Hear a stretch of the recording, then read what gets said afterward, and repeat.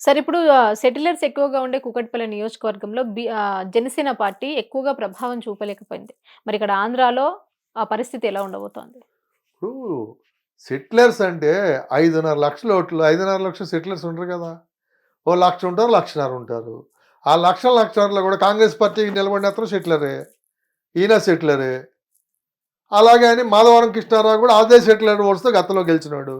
ముగ్గురు మధ్య చీలినప్పుడు ఒకడు ఎలా గెలుస్తాడు? ఒకటి కన్సాలిడేట్ ఎట్లా అవుతది? ఇదే విజయ్ కుమార్ గతంలో మాధవరం కృష్ణారావుకి సపోర్ట్ చేసినాడే. ఆయనతో తిరిగినోడే. అదేవిధంగా బండి రమేష్ గారు ఆయన కూడా అంతకుముందు ప్రజారాజ్యంలో పోటీ చేసినాడు ఆయన గతంలో. ఇప్పుడు కాంగ్రెస్ తరఫున పోటీ చేశాడు. ఇప్పుడు అక్కడ ఏమవుతుందంటే ఈ హైదరాబాద్ సిటీ వేరు, పల్లెలు వేరు. పల్లెల్లో లోకల్ పరిస్థితులు వేరు. సిటీ వచ్చేటప్పటికి ఇప్పుడు మనం ఎక్కడో కాలనీలో ఉంటాము. అక్కడ ఏదో నలుగురితో పంచాయతీ ఎందుకు మనం ఏదో పోదామనే పద్ధతిలో ఉంటారు. మనకేది ఏమన్నా బంధువర్గం ఇంకోటి వెనకాల వచ్చేది ఏమి ఉండదు కదా. ఉన్నవాళ్ళు కలుపుకుని పోవాలి.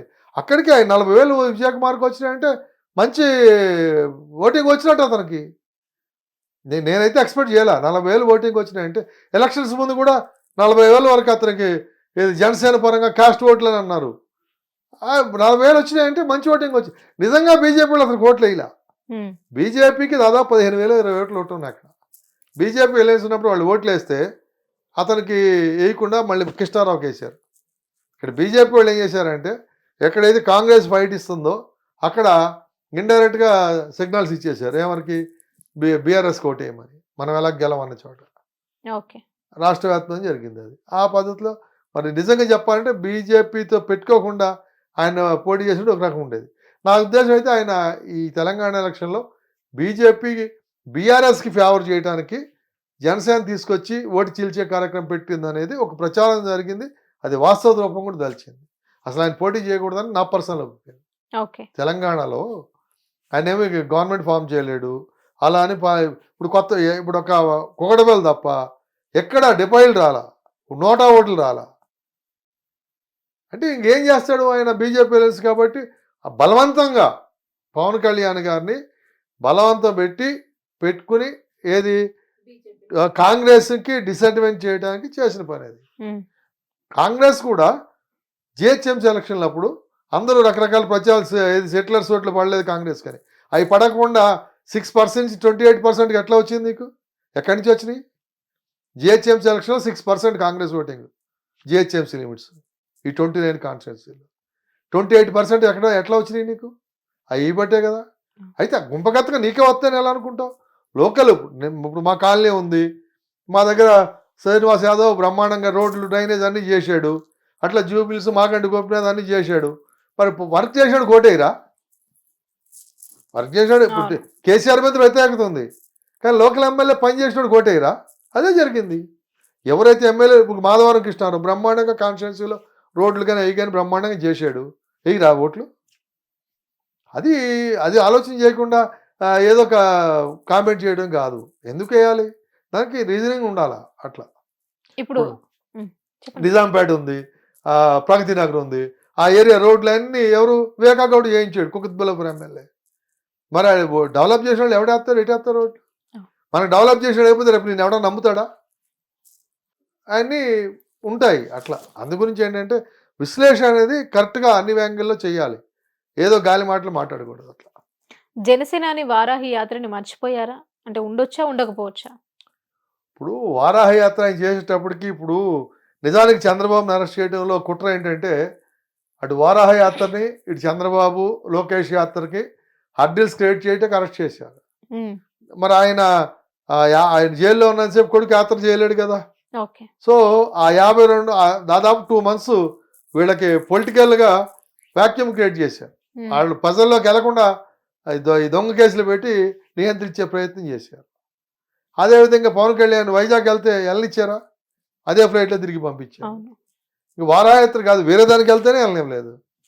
అదే అంటారు. ఆ రకంగా జగన్ నిర్బంధించుంటే జగన్ పాదయాత్ర చేయగలిగేవాడా? అంటే ఇప్పుడు మళ్ళీ చంద్రబాబు నాయుడు రిలీజ్ అయిన తర్వాత కూడా నారా లోకేష్ గారు యువగలం పాదయాత్రని స్టార్ట్ చేశారు. సో అట్లా ఆ టైప్ లో ఇప్పుడు ఎందుకు మరి స్టార్ట్ చేయలేకపోతున్నారు? ఉండొచ్చా, ఉండకపోవచ్చా? అది వాళ్ళ పార్టీ అంతర్గత ఖచ్చితంగా ఉంటుందని నేను భావిస్తున్నాను. ఎందుకంటే ఆయన స్టార్ట్ చేశాడు, కొంతవరకు కొన్ని ప్రాంతాలు తిరిగాడు, రేపు మళ్ళీ మొదలు పెడతారు. ఎందుకు చేయరు? ఖచ్చితంగా చేస్తారు. వాళ్ళు రాజకీయ పార్టీ పెట్టింది ఎందుకు? జనంలోకి వెళ్తారు. ఏదో రూపంలో వెళ్తారు. అంటే కంప్లీట్ అంత తిరగడానికి టైం ఉండకపోవచ్చు. డిస్టర్బెన్స్ మూలంగా అట్లా. ఒకటేంటంటేనండి ఈవేళ ఒకనాటి పరిస్థితులు వేరు. ఎన్టీఆర్ పరిస్థితుల్లాగా. ఈవేళ అక్కడ పేపరేజ్ తప్ప వేరే ఆధారం లేదు.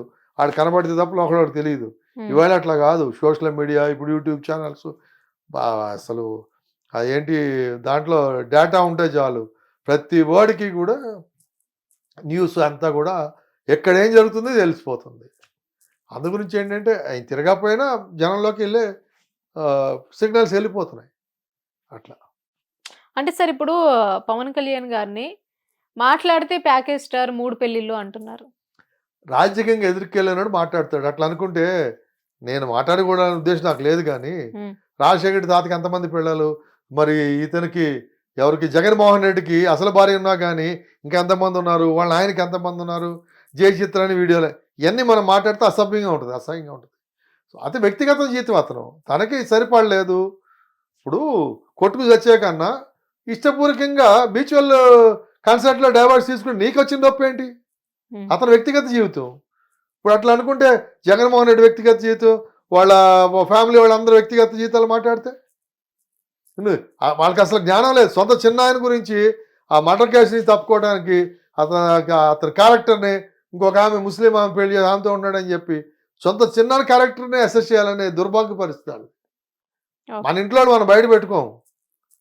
మరి అటువంటి వాడు ఇంకా బయట గురించి మాట్లాడితే ఇప్పుడు రాజకీయంగా ఎదుర్కో అతన్ని, అంతే తప్ప ఎట్లా మాట్లాడతావు నువ్వు?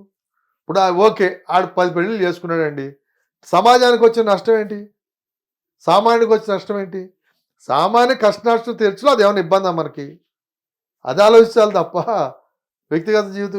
వెనకటి రోజులు రాజులు ఎన్ని పెళ్ళిళ్ళు చేసుకునేవాళ్ళు ఇవన్నీ అంటుంటే ఇప్పుడు మోడీ గారు ఉన్నాడు, సొంత భార్యనే పెళ్లి చేసుకున్నాడు కానీ కాపురం లేదు. ఆయన ఏది బ్రహ్మచారిగా ఉన్నాడని మన సర్టిఫికేట్ ఇవ్వగలమా? అది వ్యక్తిగత జీవితాలు, అటు గురించి మనం మాట్లాడకూడదు. అందు గురించి ఏంటంటే మనం రాజకీయంగా ఏం చేశాడు, ప్రజలకు చేస్తా అన్నది చేయలేదు, అవి మాట్లాడాలి. అంతేగాని వ్యక్తిగత జీవితాల్లోకి వెళ్ళిపోయి వ్యక్తిగత శ్రీశ్రీ చెప్తాడు ప్రజా దీంట్లోకి వచ్చే వ్యక్తిగతం ఏమి ఉండదని. అలా అని చెప్పి ఓన్లీ వ్యక్తిగతం కాదు మాట్లాడుతుంది. ఇవన్నీ మాట్లాడుతూ అదొక మాట్లాడితే అర్థం ఉంది. దాన్నే మాట్లాడితే ప్యాకేజ్ స్టార్ అంటే నువ్వే స్టార్ అనుకోవాలి. నేను బీజేపీ ప్యాకేజ్ స్టార్ అనుకోవాలా? అసలు నువ్వు ఎందుకు వచ్చావు? నువ్వు కాంగ్రెస్ పదవి లేదని కదా బయటకు వచ్చావు. లేకపోతే నువ్వు అసలు మీకు ఆర్థిక మూలాలు ఏంటి? రాజశేఖర్ ముఖ్యమంత్రి అయిన నాటికి మీ ఆర్థిక స్థితిగతులు ఏంటి, ఈవేళ స్థితిగతులు ఏంటి, ఎక్కడి నుంచి వచ్చినాయి నీకు అని మాట్లాడితే ఇవన్నీ ఎందుకంటే ఇప్పుడు జగన్మోహన్ రెడ్డి గారు ఆయన చదువు ఏం చదివాడు చెప్పానండి? వేళ ఎవరికైనా ఎక్కడ చదివాడు చెప్పానండి? హైదరాబాద్ పబ్లిక్ స్కూల్ తప్ప ఏమైనా ఉందా చెప్తానికి? ఏమీ లేవు. ప్రతి వాడికి చదువు ఎక్కడ చదివాడు చెప్పుకుంటాడు. పవన్ కళ్యాణ్ ఎదుగు ఇంతే చదువుకున్నాను చెప్పుకుంటాడు. తప్పేముంది అందులో? అందు గురించి ఏంటంటే ఇప్పుడు మీకు గతంలో టీఎన్జే గారు ముఖ్యమంత్రి చేశాడు, అలాగే కాకానే వెంకటరత్నం గారు అని చెప్పి విజయవాడలో ఉండేవాడు, ఇంకొక ఆయన వీళ్ళంతా ఏలుముద్రగాళ్ళు, కనీసం చదువు లేదు వాళ్ళకి, బ్రహ్మాండమైన రాజకీయవేత్తలు, సక్సెస్ఫుల్ మినిస్టర్స్ వాళ్ళు. దానికి అవగాహన ఉండాలి. అంటే మనం ప్రజలకి ఏం చేయాలి అనే దాని మీద వాడికి అవుట్పుట్ ఉండాలి. ప్రజలకు ఉపయోగ కార్యక్రమాలు ఏం చేయాలనేది ఉండాలి. అంతే తప్ప ఈ చదువుని పారామీటర్గా తీసుకోవడానికి లేదు.